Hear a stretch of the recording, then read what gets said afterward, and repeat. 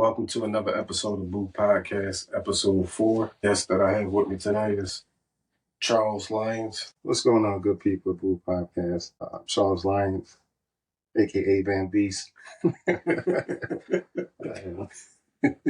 What's going on, everybody? Charles, man, number one, I want to thank you for taking the time out to come and interview with me today, man. I greatly appreciate it. Man, I thank you for having me, man. You know, the support is there, man.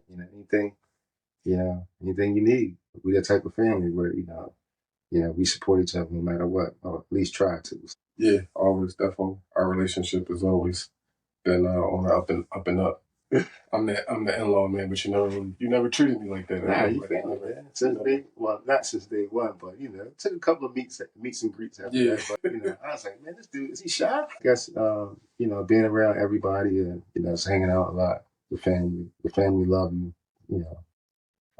Straight up good dude, and I kind of saw that after a couple of times, meeting, hanging out. I thought, my man, he's good. It's cool.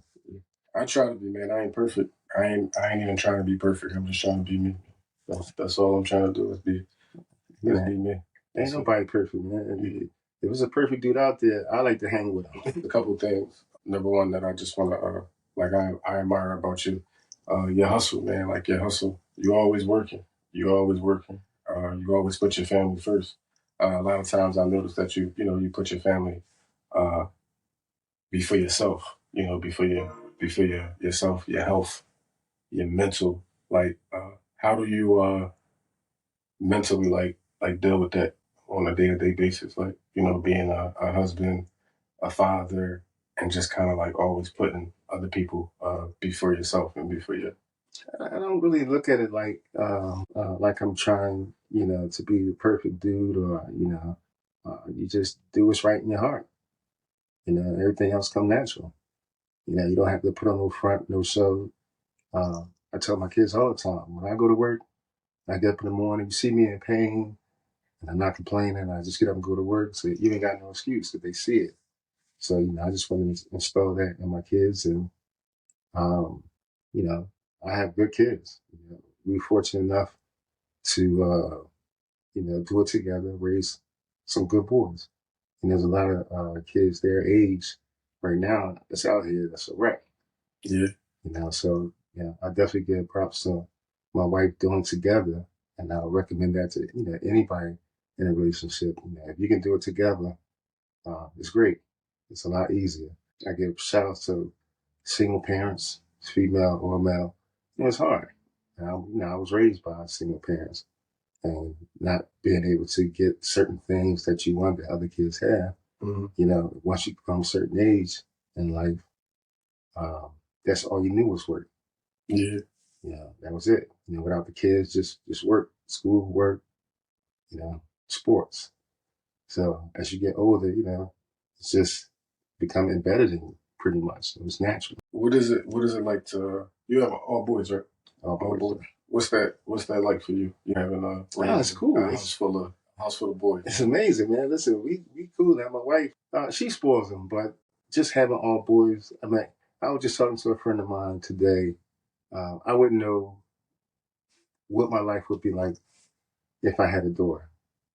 I think it would probably be a little bit more different. I'd probably be more maybe patient or strict.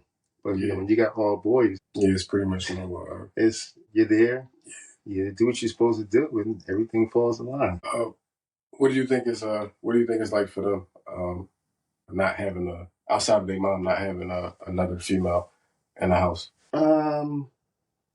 I can't say, because it's just their mother. Yeah. So I can't say that. I'm assuming that they may wish they have a sister or had a sister. They're all close knit. Yeah. I can't. I don't know. I mean, I think they're cool. I'm assuming they never asked mom or dad why we never had no sister. With everything, I know you see everything that's going on with the younger generation, preferably mostly my age and younger, having all boys, seeing all the craziness that's going on in Philly right now. Like, how do you try to keep them on track and try to keep them really out of that that energy and keep that energy away from them. Still, living in Philadelphia, still having to go to the public school systems and all that kind of stuff. It's pretty much start when they're young. You would instill in them, and the things that you do as they're coming up, things what to do, what not to do, little responsibilities that you give. All that stuff adds up. So when they do become of age, like for instance, a lot of kids out here now carrying guns, blah blah blah. When my kids were little, took them to the gun range, and the reason why I did that is to get that out their system. So if they're in school and somebody come bring a gun to school like it was when I was in high school, use a infatuated with it. But we go to the gun range and let them shoot, get out their system. So I know deep down in my heart they're not going to be out there doing that foolish stuff. Yeah. Because at any time we can just go get in the car, come on, Dad, let's go to the gun range, and you can rent any type of gun you want. So they're not impressed with that. So that's one of the things I love. How are you managing your mental capacity with just being a black man, a black father, a black husband? Like, what do you do, or what are you trying to do to kind of deal with your emotions as a man? Like any methods, any coping skills, are you doing anything at all just to Like I said, I'm from a different generation, and the generation that I grew up in, you didn't really show emotions and all that. You just did it. You went up, get up, went to work, did what you had to do. That was it. I mean, besides a few people, now in my life that I could talk to, growing up, it wasn't really there. You had your friends, and you and your friends talked it out. Other than that, I just try to talk to people, and any advice I can give, I'm more than happy to give any type of advice or any type of help that I can. I always tell my family when they need something, I said, as long as I'm working, you got it. If I ain't working, I can't give you nothing. So yeah. So we're gonna go back to your hustle. Like your hustle was unmatched. Your grind is unmatched. I would say personally, sometimes I think you work too much, and sometimes it's a little concerning for myself too, because I work a lot too, and I also hold that masculinity where I feel like we have to, like that we have to, because we the men and the providers of our home, and we want to carry that masculinity, but we need time too. Like, we need time for ourselves too. We need time to emotionally decompress and just have like 5-10 minutes to yourself, and really just whatever it is, if it's taking a walk outside or whatever the case may be. Like, I feel like you don't really have time to really do that, because you constantly like just work. now, honestly, what I've been learning to do even more now, I have been taking a little bit of time for myself. So even though I work crazy hours, there's times where I get off, and I always I'll treat myself to a steak dinner. I'll go along by myself, order me a steak, and have a drink, and just relax. And that's just enough for me to reset the button to get up in the morning, do it all over again. So I do actually take time out to relax, sit back and watch the game. Which once I get off work, sometimes I come home and everybody sleeps. So for a half hour, 45 minutes, just watching ESPN, just throw a movie on, I fall asleep. That little bit of time is just like my little reset button. So, How often do you think you're getting that type of time? Is it daily, weekly, monthly? it's increasing now, but I would say I would like to. I always try to take myself out to dinner, at least maybe twice a month. You know, or on top of that, I'll call the fellas up and we go out. We have a good time. That's a outlet for me. That's a release. Just having time with the fellas, my uncles, you, best friends, whoever, my brother. Just when we get together, it's a good time. Yeah, I mean, it's been a while. We haven't been able to. Our schedule hasn't really aligned for that to happen in in a while, man. But I know me personally, like I personally like enjoy going out with y'all. Oh yeah, man. And I was happy the first couple times you came out, because you just started relaxing more, and like I was like, oh, okay, you let the shoulders down. Yeah, I got what they say. I gotta scope out scenery. I mean, like I gotta make sure that my energy is preserved and protected. Seriously, I'm just one of those type of people. I may look like angry and like a aggressor, but I'm not really that. I'm not really that person. Like I'm really a cool, calm, chill dude. Like I just, you know. I knew that when I introduced you to a friend of mine, talked to him on the phone. I said, "Look, he looked mean, but he ain't mean." And I can't, I can't help that. That's just that's just who you are. That's just who I am. Yeah. But I don't mean no harm to nobody. No, I mean everybody got their own thing. And like with me, like when I meet people, I'm who I am. Yeah. I don't want to front. I don't need to act like I'm somebody I'm not. You get me, whether you like it or not. Most of the time, it ends up being good. The people that I end up hanging out with or was introduced to, it's like, yo, he cool. He's silly as hell, but he cool. Then the relationship just built from there. So North Philly, right? North Philly. Was it Diamond Street? 22nd Diamond. How was the Dust Garden? You ask anybody my age about the Dust Garden. It was a basketball court that was right in the middle of the projects. And when I say, when you got a chance to play with the big boys, and this is part of my upbringing too, not complaining, just because when you got a chance to play with the big boys, you came out there and you played your hardest. Because back in the day when we were young, shoot around, we playing rough outs, the old heads would come out and kick us off the court. But when you got a chance to play with them and show your toughness, you was good to go. But Dust Garden, 22nd Diamond Street was crazy games. And that's what kept me out of trouble. A lot of sports.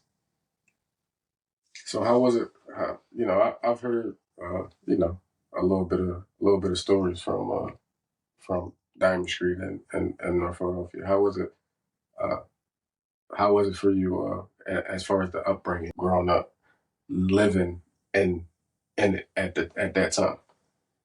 I know right now it's probably a little bit more crazier. I feel like probably back in the day it probably was still crazy, but back in the day it's not as crazy as it is now as far as the shooting and all that stuff.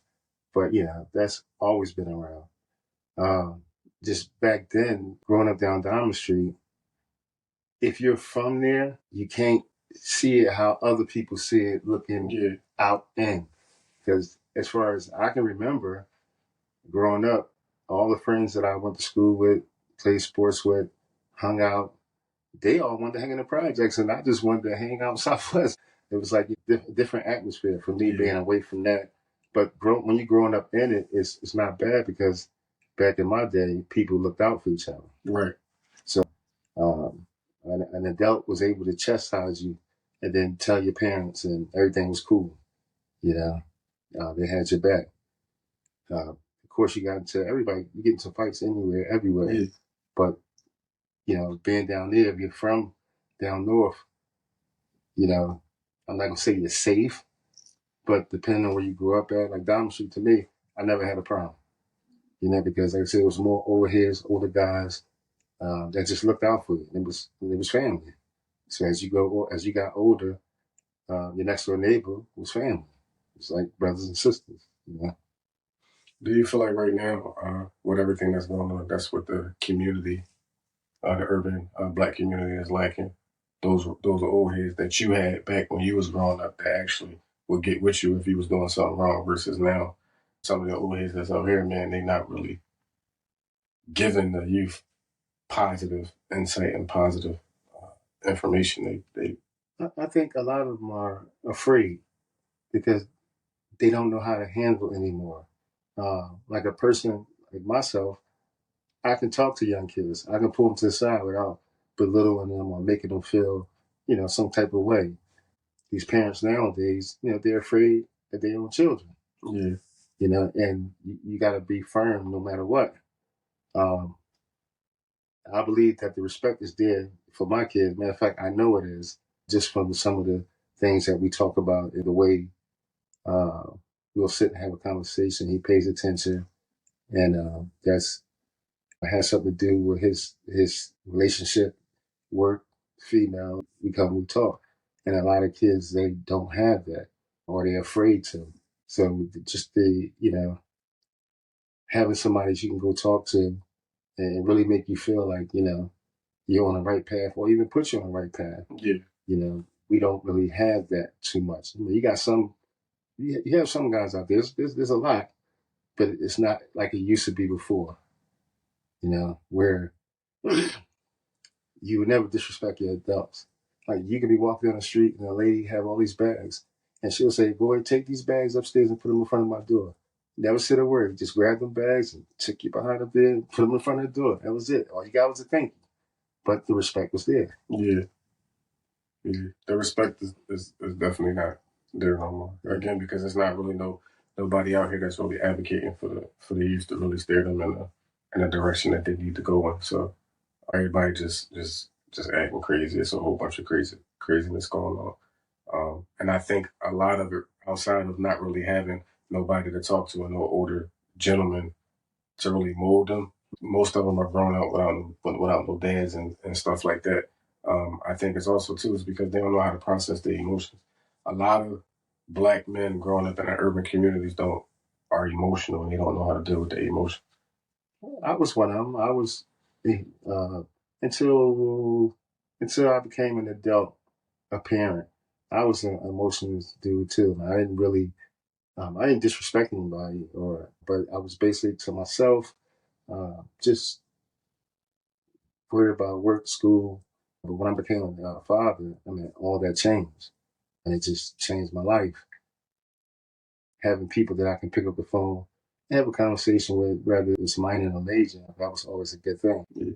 But again, that's not a thing for these kids that's out here now. Like they don't have that. And I'm trying to cultivate and really create a platform on the outside to really to be that listening ear for people my age and even people older, because I'm inspired by people that's older than me and some people that's younger than me. But I noticed that a lot of black men my age and even some that's older than me the way they act out here is because they don't know how to process their emotions, because they believe in what the internet is and the TVs and the rap music and all that kind of stuff is telling them their energy is too masculine. I'm saying it's okay to have that, but I'm trying to create a platform and let them know like it's okay to have the emotion, learn how to deal with it. Let's try to respond differently and open up, and let's just talk about whatever you're going through. Let's talk about whatever you're going through. Because sometimes all a person really needs is a listening ear, somebody that's going to listen to them. Yeah, and that's real rap. A lot of people that I grew up with, just seeing how we grew up in the same neighborhood, and them not having the father figure type of person, how they went down the wrong path, and how they're in jail 20, 30 years.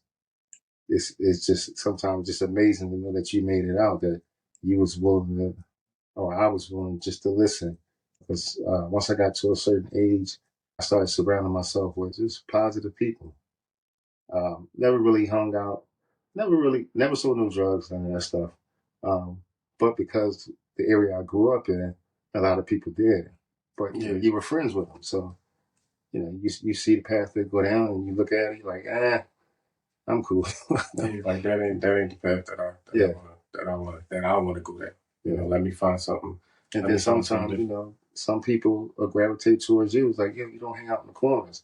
The only time I see you was like, you out here playing ball. We just sitting on the step, busting it up. And those were the people that I actually hung out with. But like I said, at the basketball court called the Dust Garden, everybody played there. Everybody down North Philly. Matter of fact, Dawn Stanley. Everybody played the Dust Garden. So just a place where everybody hung out, talked, this and that. But you did your thing, they did their thing. But the respect was there. So growing up in North Philly and that upbringing, was there anything, or is there anything that you've done? Not saying that you did anything, you know, indifferent or anything like that, but if you was to look back, you know, through your childhood upbringing, like, is there anything that you would want to change or do differently? It wouldn't be too much because it made me the person I am now. It made me the hustler, the provider, the husband, uh, the father, the uncle, the cousin. It made me all that. Not all that, but it just made me. Yeah, it gave me that sense of being grounded. So no, not really. It's not too much of a change. You get in your fights and blah blah blah, but nah, I would do it again. Biggest motivation waking up in the morning? Like, what gears you up that you just like, man, like, that just keeps you going and going? Keeping a roof over my family head, number one. That's always that's cut and dry. Like, that's always the number one thing. Keeping a roof over their head, maintaining, making sure everybody, we ain't perfect. Just making sure everybody's is 100, and we're good to go. And as long as I feel like I keep getting up doing that, that's my job. Where do you get out the hustle? Like, what do you like about it? Like, what do you get out of it? Like, what does it do for you outside of coming from growing up the way I grew up? To me, my first summer job, having a check in my hand, that turned me out. Yeah. So it was like, I got to keep this up. Once you get in high school, your parents don't buy you them clothes that you really want. So that first summer job and that first paycheck, getting up, meeting new people, and to me it was addictive. It was like, okay, I like this. Getting up every day. I'm not, hustling or staying on the corner or whatever. That's pretty much it. Then as you get older, responsibilities come one after the next, and just being able to get up and do what you got to do. Yeah, I enjoy the same thing. I really enjoy being able to provide. Like, it feel good. It feel good to be able to pay my mortgage. Yeah. To be able to pay my car note and my car insurance and put food on the table, clothes on my kids' back. That's what really keep me going. Like, that's what I get out of the house. Like, I get, because, like, I enjoy doing it. Yeah. Like, I enjoy doing it despite the stress and all that kind of stuff that come with it. But, like, there's always a bit of excitement for me that I get out of it when I'm able to clear that mortgage payment. That's the truth, man. Yeah. Once that money in there is gone, you're like, okay, well, it would be something great. And coming home and put my key in the door and being able to turn it and know when I walk in, like, this is mine. Yeah. Like, this is what we built. I get a rush from it, and that's what keep me going and keep me grounded. I had no daughters, man. What you think it'll be like if you had a daughter? I'd probably be a sucker. I'd probably be a goddamn sucker right now. But the crazy, I don't have any daughters, but all my close friends, family that do have daughters, we talk about it. I just listen to them talk, and I'm like, I don't know what to tell you. Like, let's say I don't know nothing about no little girls. Like my son, since they was day one, do something wrong, give him a little pluck, and tell him to go upstairs and play the game. That's it. Yeah. But if I believe if I probably had a daughter, I think my life would definitely be maybe a little bit different. And which way? Like, different, like, in I don't know. Which way? Like, maybe more sensitive towards certain things. I'm not saying I'm not caring, but I don't know. I just think it will probably definitely be a little bit different. Just the way I see my friends, my brothers, the way they react, my coworkers with their daughters. It's like, that's my little girl, that's my heart, blah blah blah. So, I definitely probably think I'll be just maybe a little bit more sensitive. Having a daughter do that for you. You know, I got the best of both worlds because I got a daughter and a son. Yeah. You know, my daughter was born first, 10 years old. My son is 3, but my daughter, yeah, man, she touched that heart, huh? Yeah, yeah. He's like, don't tell your mom, hey, go ahead, take that $10. Go and get out of here. She the girls are the one, man. They mold you into really, they mold you and shape you into really being a man, because you got to approach them different, and you got to approach life different because they're a woman. You know, you gotta. It's just, man, it's a beautiful feeling. It's really hard to explain, like, unless you really got a daughter. You have to really have a daughter to really understand, like, being a girl dad, man, is like one of the greatest blessings that I received. You know, obviously being a boy dad too, but my daughter, like, she really changed a lot. Like, plus, she's your first experience. Yeah, like, but it's some other stuff that come with it. That's you asked me a question about one of the things about fatherhood. The talks with my boys, buying them their first car, like, that's motivation. Seeing them drive off to school every semester, that's also a motivation for me. And then just wanting to do it for the next one. As long as they doing their thing in school, I got you. You know, and that's something that I really enjoy. Those moments for me, when it comes to my son, is the moments that I'm waiting for. Like, my son is still 3, so he's still young. Yeah. So, but those moments, like you just said, like being able to have those talks, and I'm really understanding like the root of it, what it's going to mean, what it's going to do for him when he get older. Like, they're the moments that I'm really waiting for, man. I'm waiting to be able to. Right now, me and my son go to the barbershop, we get our haircuts together, but he don't really understand that father-son time yet because he's so young. I'm waiting for him to get older, 10, 11, to where he really is going to look forward to doing that. Like, that's me and dad time. Like, we going to the barbershop to get our haircuts, we going to bust it up. Really understanding the barbershop talk.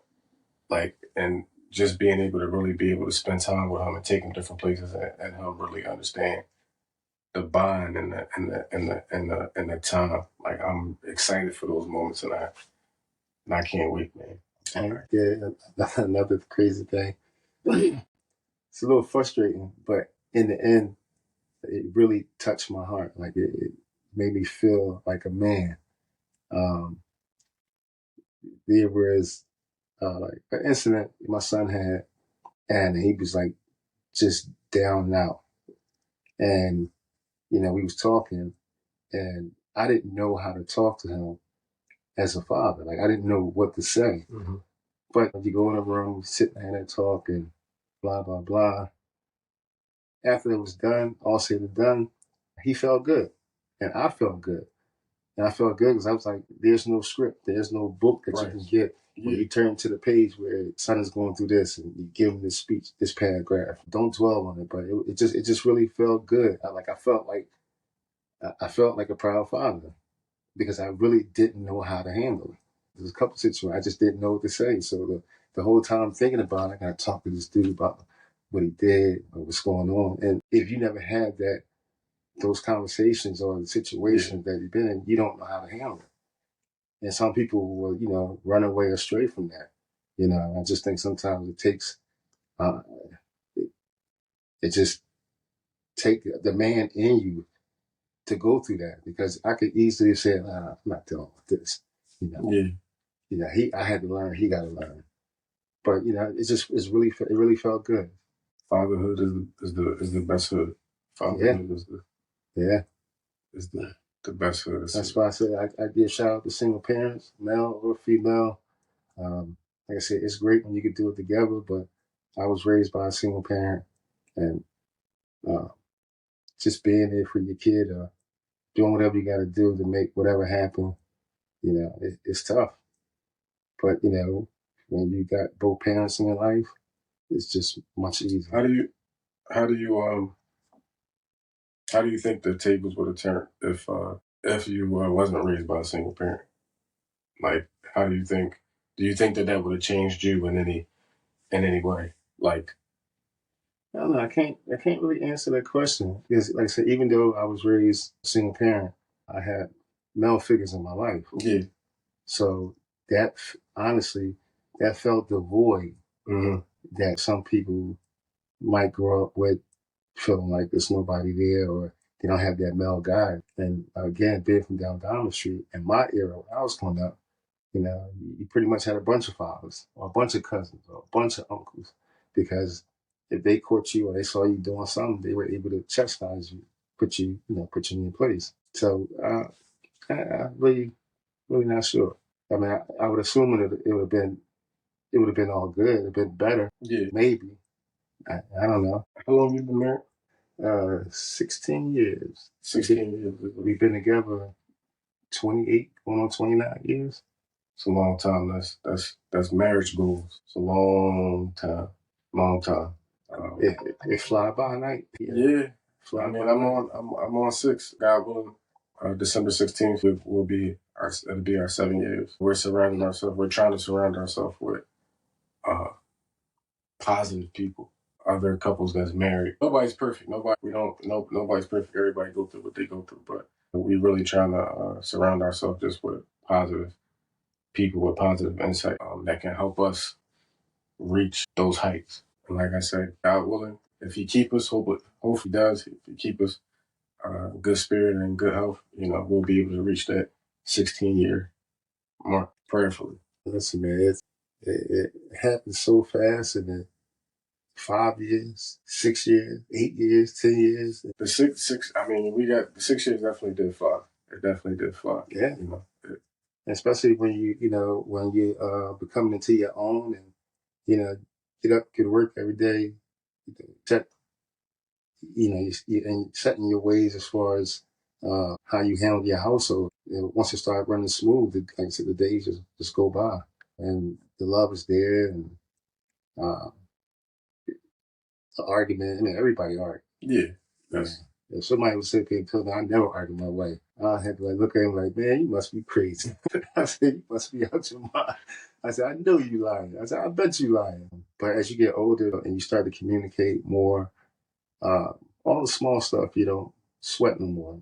You end up talking it out. Yeah. I think for me, one of the biggest things for me, and that's not only with my marriage, but also with being a parent and a father, is time. Yeah. It's the time part, because working a lot, sometimes you just don't have enough time for everybody. I'm saying you're working 8, 9, 10 hour shifts and you come home and you're tired. You really don't have the energy to really entertain, your kids, your wife.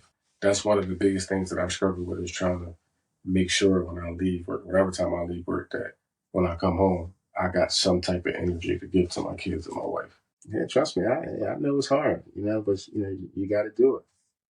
Again, that goes back to just communication and understanding in a relationship. Just the little small talks that you have, taking a moment out. Sometimes we'll just lay in the bed, watch a movie, and talk for a few minutes. It might not be nothing important, nothing big to talk about. Yeah. The kids, this, that. We used to go to lunch a lot. I would come to the job, and but as you get older, things happen, time change, and you can't do all the small romantic stuff that you used to do. Yeah. But as long as the communication is there, I mean, it'll work itself out. Communication definitely is. Definitely case. Sometimes it gets lost a little bit. Oh, of course. It's only natural. It gets lost a little bit. But yeah, I'm trying. Like I said, I'm not perfect. I'm trying to find that just to find that time and try to manage my time better. But it's hard. It's real hard. Man, the bills don't stop for nothing and nobody. Nothing and nobody. The mailman come faithful with the electric bill, gas bill, water bill. You came like, yo, man, you just left here 2 weeks ago. But you gotta do what you gotta do to keep on, man. And it's the same thing, marriage and relationships. It takes work. You gotta be up for the challenge every day. Nobody's perfect. You're gonna have your ups and downs, but to me, when things get kind of tough, you gotta give each other just that time out space. Yeah.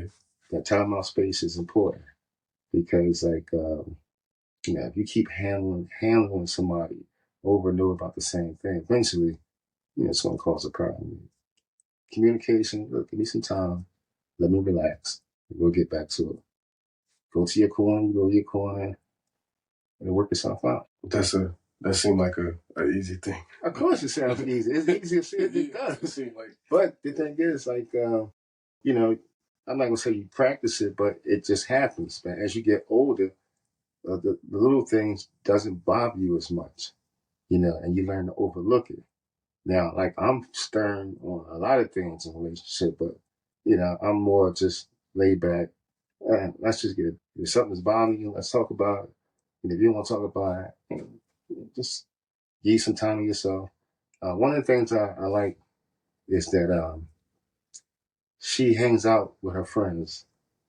Because I never want her to be a sit-home mom. Yeah. Where you can't enjoy life, you can't go out of town, you can't go on vacation, you can't have fun, because I don't want to be a miserable person being around somebody that's more miserable than me. Right. Because I'm holding them back. So I enjoy the fact that she likes to go out of town, she likes to go out eat. She's not really a clubbing type person, but just just taking her time. She works hard, so she enjoys it. I mean, she deserves it. You gotta make sure, and I know you spoke on it earlier, so you do get you get your time too. But our time is just as important. Not taking anything from them, but our time is just as important. And where I struggle at is I really don't make that time.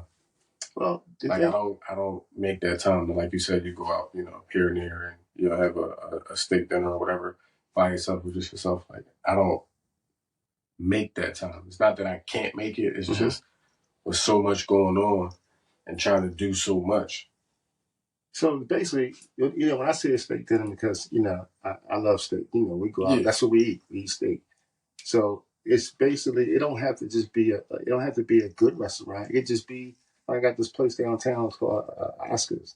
It's a whole little piece of shit, but I like it. Go in there when I get off sometimes, have a couple of drinks, some wings, and go home.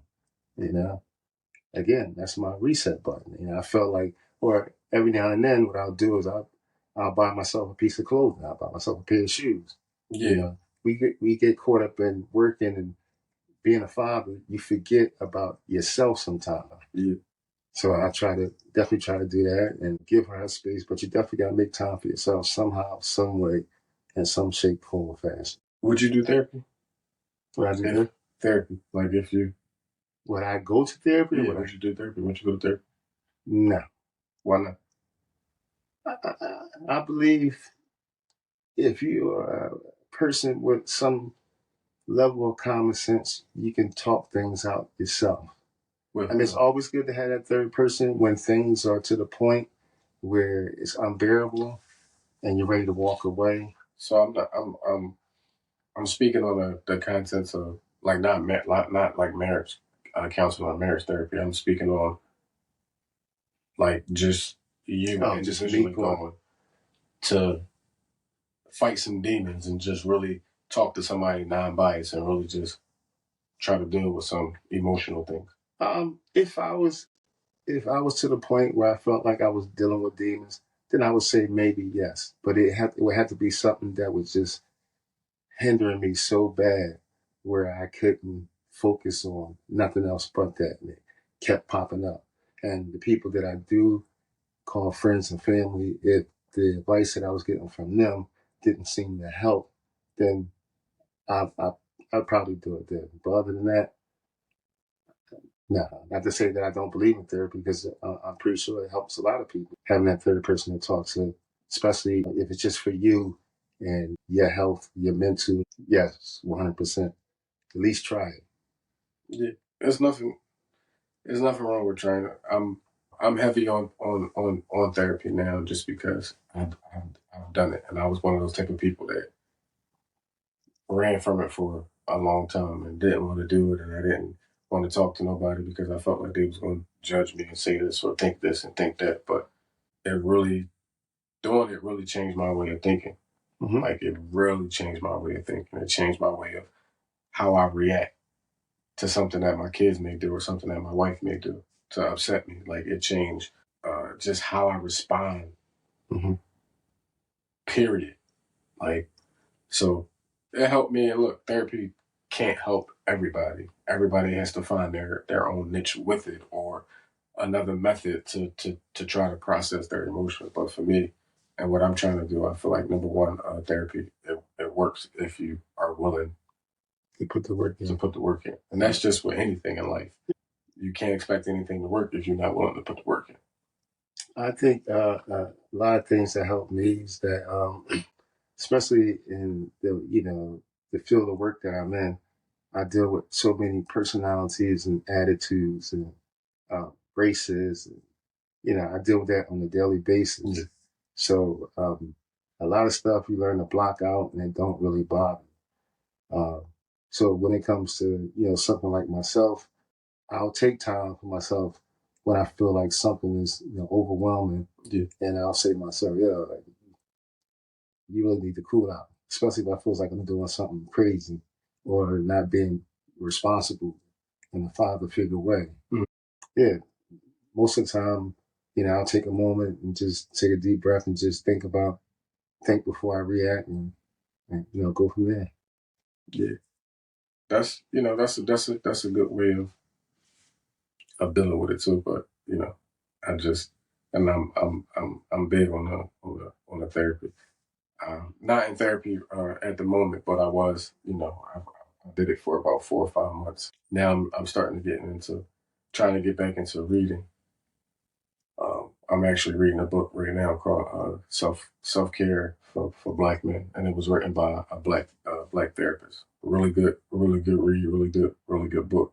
I'm just trying to, get my mind, body, and soul right, and really focus on my emotions and my mental health, my mental state, and make sure that I'm mentally okay and prepared for my kids, because that's important. I was a very angry guy. Well, it takes a lot. It takes a lot for a person to say yes at a certain point, a certain time.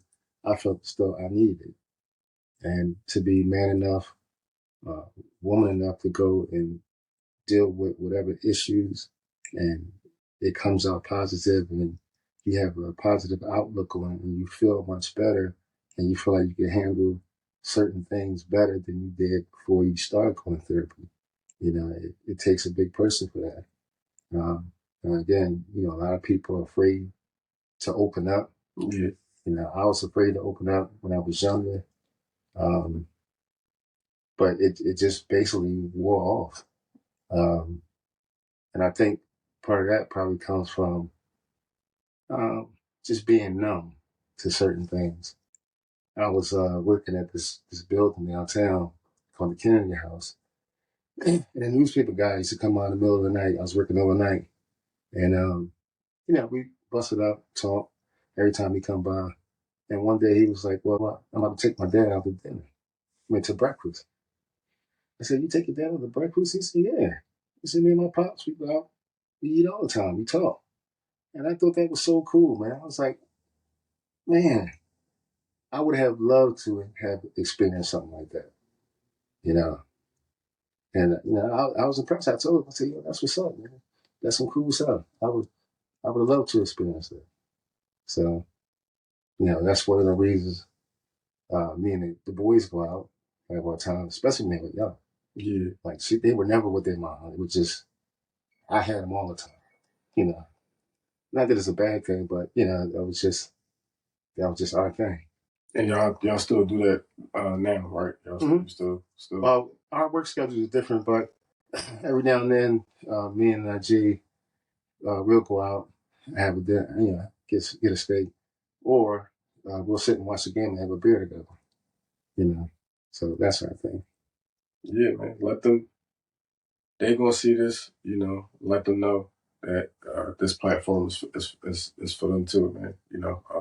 To come on and to rap, to talk, to kick it, and just really have somebody to talk to. Have somebody that can really talk to him, and outside of obviously you as being a father, but another male figure to pretty much um, just rap with him, and we can bounce ideas off of each other on what we think, how we can help each other get through different things. How old are they?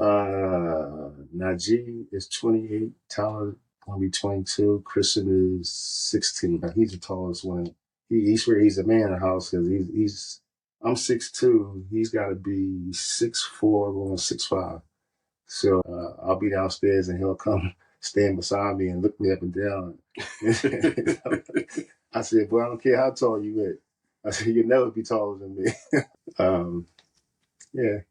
Yeah, so I'm 33, so I got them by a couple years, but still in the same, I think that especially Najee and Tyler, I think they'll definitely enjoy it because I said it's something you can go back and look at themselves, and they see you, another man figure in the family that's doing something positive, and giving them a platform and letting them express how they feel, their emotions, there's no judgment. This is a judgment-free zone. This is for us. It's for the men. It's for the youth.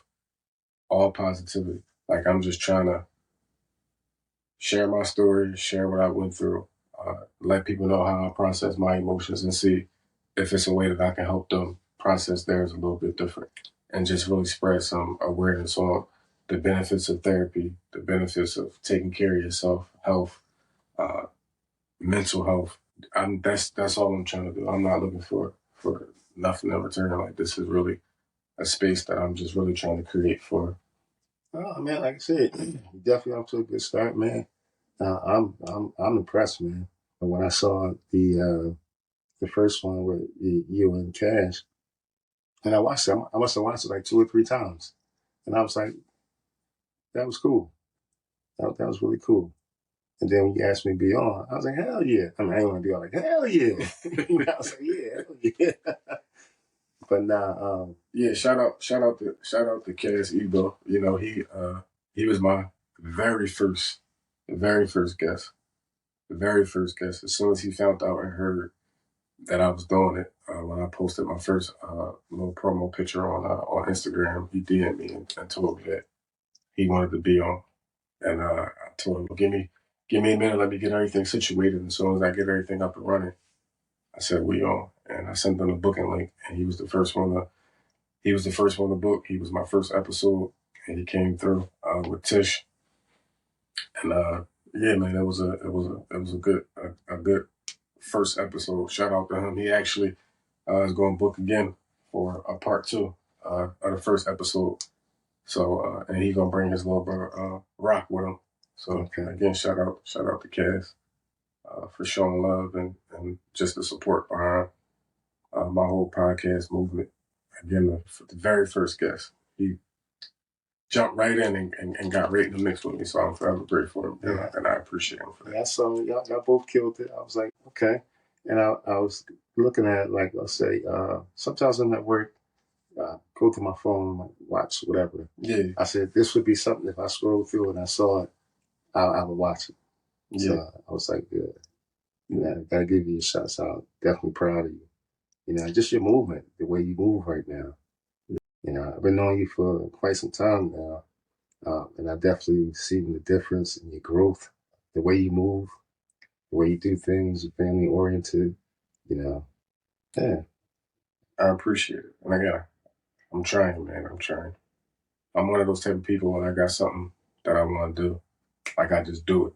I don't really like give myself time to like lingo on it. Yeah, like, You're like, I changed. I told your cousin, I said, I want to do a podcast.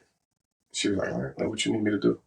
And I'm like, I need you to do this one. And then, like, no lie, I think we had all the equipment probably like the next day, 2 days later. See, that's a beautiful thing about communication in relationships, man. And it's something that I feel like this is my call. And I've tried a lot of different things. Like, I'm entrepreneur. I got a cleaning business. I did security. A lot of different things. I got a full-time job. Like, but I feel like this right here is my calling. You know what I mean? I feel like God called me to do this. Like I enjoy doing it. Like I enjoy doing it. Like it's like I'm not in therapy no more. Like so I don't have that person to like talk to. Mm-hmm. Like I feel like this has now become my therapy. It's a substitution for the therapy. Yeah. Like having family and friends come up and just being able to sit down and talk about our emotions and talk about different things and just have a catch a vibe and just chill and relax, have fun. Yeah. Like it's this therapy for me. Rest in peace to one of my best friends, Mick. This podcast was inspired by him. I put it together for him, inspired by him. But yeah, man, like I'm happy, I'm excited. Like this is. Yeah, I can see it. I can see that you enjoy it, and once you start enjoying just the little things in life, and make it open doors for other things, and I'm already, I'm not going to put it all out there right now, but I'm already working on something different for the podcast, like a different, like I got a couple ideas. I do in person interviews, and I also do mobile, meaning that I can travel to somebody if somebody's unavailable to come to me, I can travel to them, and like I said, I'm super excited, man. Like I feel like this is my call. This is what God called me to do. My man will become the light skin Arsenio Hall. He'll have people waiting outside, like, yo, man, come on, man, I'm next. It's crazy because, like I said, I'm not even doing it for like the likes and the views and all that. Like if it come, it come. If the popularity come with it, it come with it. But I'm not doing it for that. Like I'm doing it because I really want it. I think that's what will attract more people because it's original. Yeah. It's not. I'm not doing it for popularity. No, I'm not looking for the money off of it because, like I said, it's therapy. Like it's healing. It's healing for me. Yeah, because you never know. You never know how many people out there that you want to touch. Yeah. That's that was the same way where they're afraid to express their emotions, and then you sit up here, you see two ordinary guys, two ordinary men that's working, talk about their families, responsibilities, lights, going to work, problems, things that get you upset, things that make you happy. Tell me one place that you feel like is a safe haven for Black men. A safe haven? Like outside of the barbershop. And I wouldn't even consider a barbershop a safe haven because we go there to get our haircuts, but the barbershop talk keep us, I'm saying, motivated, and it keep us in good spirit and good energy. But it pretty much all depends on the individual. If you're religious, you can say church. My uncle, he's in the church, and I'm pretty sure he feels comfortable and excited and happy when he's at church more than he would be at a bar, right, or back down Diamond Street. For me, I kind of feel good no matter where I go, so I don't really have besides work. Yeah, so I'm speaking on like it's men, like we get downplayed a lot when it comes to our emotions. Like we feel like whether it's some women may not be our wives or our significant others or our family and friends per se, but a lot of people, whether it's women or another male, really think that there's something wrong with men being able to show emotion. Like, and I think that that's the biggest part on what's going on is because a lot of people. I think in this generation now, it's open. It's more open than it's ever been in my generation, regardless of whatever your outlet, to be able to feel like you can have a discussion or show your emotion. Yeah. You can do that more so now than you could have done it back in the day. So, it's not that there was nothing wrong with it. Yeah. It's just that you didn't know how. So outside of your wife, do you feel comfortable with shedding a tear around anybody else? Yeah. Yeah. I mean, like I said, it depends on what it is, with the situation, with the topic. Mm-hmm. You don't just walk around crying because somebody told you no, dirty bastard. But I feel comfortable in who I am as a person. That if there's something going on, and it don't necessarily have to be death. Yeah. You know, it could be the birth of a new child. You could be seeing your best friend get married, seeing your kids get married. Uh, Pretty much, I feel comfortable depending on the situation. If my emotions got the best of me, I wouldn't have a problem shedding a tear. Yeah. See, I wouldn't either. It's not. Look, it would be circumstantial based, but like I just feel like if something happened, man, and you're at work or you driving in the car or you in the supermarket and you get a call, a very disturbing call, like, and you start to get emotional, like, would you like show that emotion in the supermarket, or would you just like, bottle it up and wait till later on that night and really have it out? Like, nah, it all, like I said, it all depends on the moment and the situation. I was it last year, year before last? I was on Kensington, and I hadn't been down there in a long time. I used to do a lot of work out there, and then I just remembered that there was a lot of car places that were selling cars. So it was like October, maybe last year, year before that. So it was one day off, and I just happened to be. So let me go try. I didn't know it was called Kensington. It was right off Third and July. You take it straight up. So anyway, I'm riding, and I see all the homeless people. People laying on the ground. It was freezing. I'm in my car, nice and warm. And there was this one dude. He was in a wheelchair, dead. And I know he was dead because they had a tape around him. Mm-hmm. And, the cops sitting right there. Then there was two other guys that were just laying on the ground, like T-shirts and sweatpants. It was freezing outside. And just the whole atmosphere was like, I'm like, yo, this has got to be hell. Like, even as a drug addict, how do you come back? Even as an addict, how do you come back from this? Yeah. So it actually struck a nerve. I was like, man, I got to get out of here. I can't come back anymore. Just to see those people living the way they live, and to them that's normal. But me watching, I'm like, yo, this is hell. Yeah. So I still shed a little tear in the car, like people, it's like a part of the world that if you saw it, you would feel some kind of way. You see it on TV, you hear about it, but when you physically see it, when you actually and you see these people dying right in front of you, it was like, I gotta get out of here. So yeah, I shed a little tear. Ain't no problem with that. I try not to do as much around my kids if I had. Yeah. But they boys, so you still gotta put that little bit, instill that toughness in them a little bit. But I always let them know if something's on your mind, something's heavy in your heart, always come talk to me. I'm your father, and I don't want you to walk around here with this heavy load. Right, and have to deal with it and fix that. Don't feel like you have somebody to talk to. Yeah. So that's super, super important. Growing, especially, raising our boys, being able to be there and let them know that, they don't have to go through being a black man alone. Like they got their dad, they got a black, strong father that's going to make sure that, they're not in alone, and that you'll tackle whatever you need to tackle with them. Like that's very. So then that other thing when you're saying about, being black men and being afraid to ask questions or show emotion. I'm going to give you an example of something that happened. I'm on a bus one day, I'm going to work. So the weekends, I wear a suit and tie.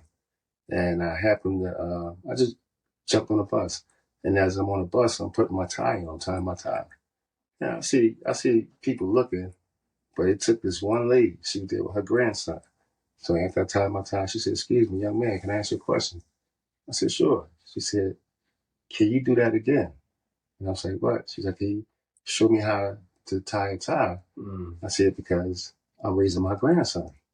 So I said, "Absolutely." Showed her how to do the Windsor, took my time. And then I noticed everybody was just watching. So out of all the men in there that, that grew up not knowing how to tie a tie, instead of asking, it took a woman to ask that. And one of the first things I did after that, I made sure I showed my kids how to tie a tie. Yeah. And that felt good. Like it really did. It felt good. Now, I didn't know how to tie a tie. My coworker showed me. And when I learned, I was like, man, this is dope. I said, no more clipboards. Yeah, I felt like a sucker with a clipboard. So I'm going home with all the clipboards. Like, throw them on the roof, son. Throw them clipboards on the roof. Yeah. Finest times, man. Listen, man, that it really struck a nerve, man. But the fact that it took a woman, an older woman, to say something that if I was probably on the bus and I saw somebody do it, I probably would have asked them, maybe not. More likely, I probably would. But it took a woman to ask, and then the other guy started talking. Yeah, my man, and how you do that again? And blah blah blah blah. So I got kind of tired of keep taking it off the time. I was like, look, man, pay attention, man. It's like the seventh time. No, but it was definitely a good feeling to take that home, that experience home, and be able to give it to my kids because it wasn't given to me, you know. And little small stuff like that makes you feel like a man, makes you feel good, makes you kind of tear up a little bit inside. I appreciate you coming on today. I know it was you got the dates mixed up, but yeah, you still was able to come, and that's all that matters, man. You still was able to come and stop what you were doing to keep your word, to come on the show and support me, and I greatly appreciate it. Hey, listen, man. Again, I'm proud of you. You know, I like the things you're doing, moved in a positive direction. Like, you know, and I hope the family, all the family come out and support, you know, and I hope, you know, whatever this does for you, I hope it does exactly what you want and more, and you get out of it what you want and more, and just enjoy it. You know, thank you for being the person you are, and, you know, inviting me. You know, I would have missed it for the world. Absolutely, we're gonna get you back for a part 2, and I want you to bring your sons with you. I want you to bring all of them. Nah, you let them niggas come themselves. I said, not my time. Nah, I mean, I just think you'll get a more positive experience if they were by themselves. Because I don't want to sound like I'm coercing them, like, oh, yeah, man, just, you know, don't tell them this. You know, just be you. And say he's going to talk to you. You know, something you're uncomfortable about or something you want to talk about. You know, it's a perfect platform. And then maybe his cousins and whoever and so forth will see it and, you know, just learn how to, you know, step up, be a man. That's what we need in this world. We need more. I'm not going to say, we just need more real father and positive men in these kids' lives. Absolutely. So again, Charles, love you. I appreciate it.